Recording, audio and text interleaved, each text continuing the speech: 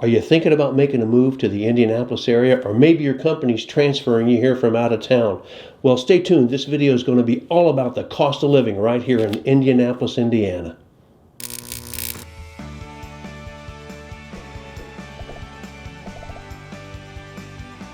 Hi, I'm Mike Dempsey, a Central Indiana real estate specialist right here in Indianapolis, Indiana. And in this video, I'm going to talk about the cost of living right here in Indianapolis. What's it going to cost you to buy a home? How about rent a home? What are groceries going to cost you? Utilities, healthcare, all that good stuff.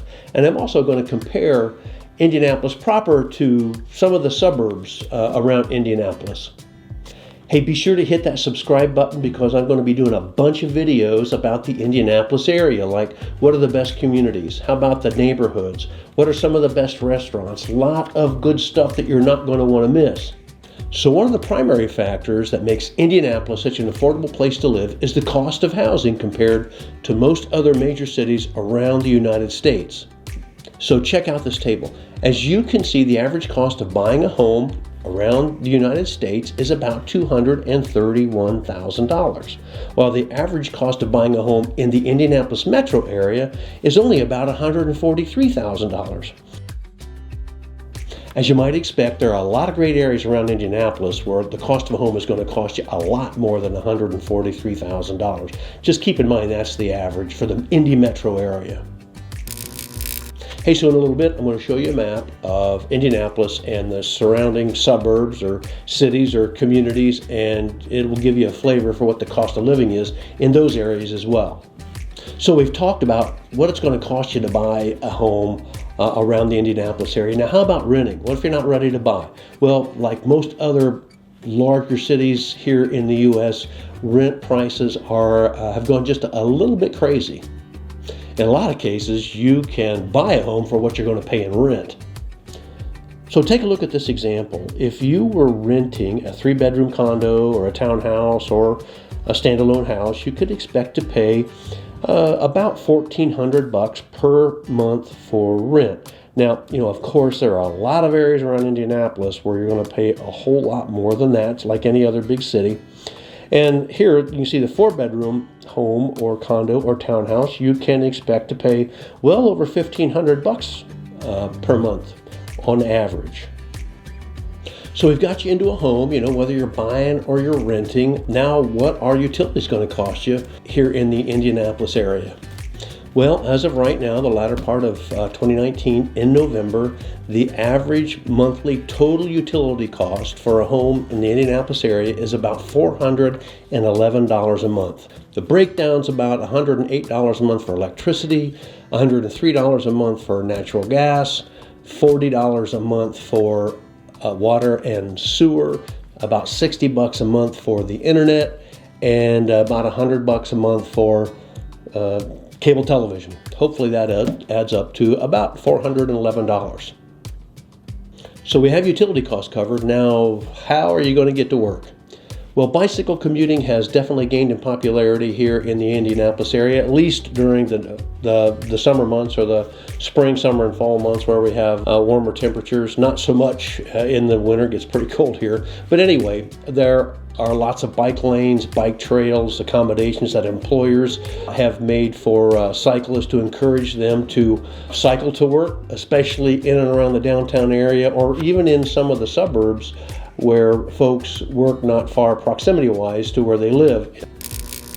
In and around the downtown area, people choose to use some shoe leather if they work pretty close to where they live again. As a matter of fact, Indianapolis is rated very high for walkability and for being a great place to cycle.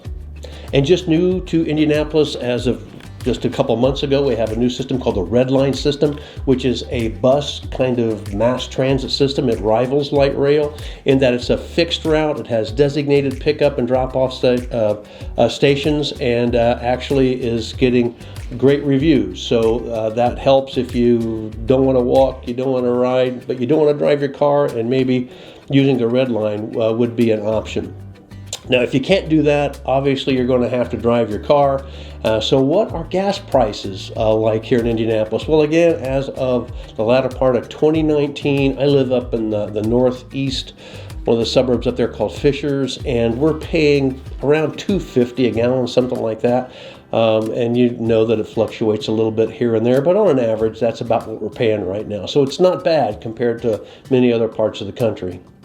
Okay, so you work, and what do you work for? Well, you work to go out to eat and drink and enjoy some of the nightlife and some of the entertainment in and around Indianapolis. So what does a meal cost you here? Well, at a reasonably good restaurant, now we're not talking about high-end or anything, but at a reasonably good restaurant, you can expect to pay $50 for a couple people.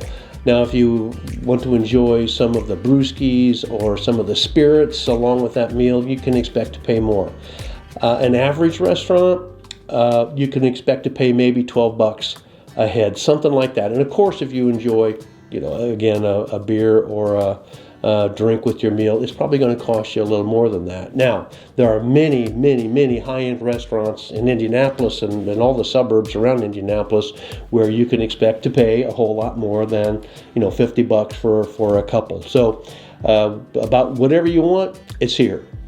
So if you're cooking and putting a meal together for your family at home, groceries in the Indianapolis area are running about 10% lower than the average cost of groceries around the country. So check that out.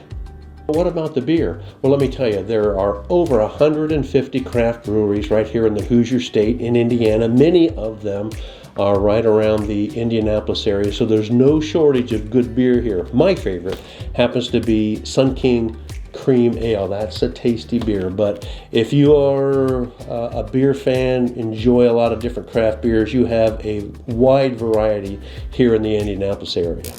Let's talk about taxes for a second. I know, right? Nobody likes to talk about taxes, but here in Indiana, we have a 7% sales tax, flat sales tax. I know that's a little higher than in some other parts of the country, but we pay relatively low property tax.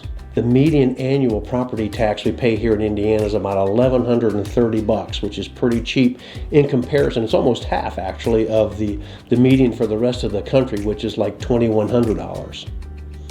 And Indiana is one of the few states that has a flat state income tax rate. Regardless of your income around the state, you pay 3.25%, which is pretty darn good.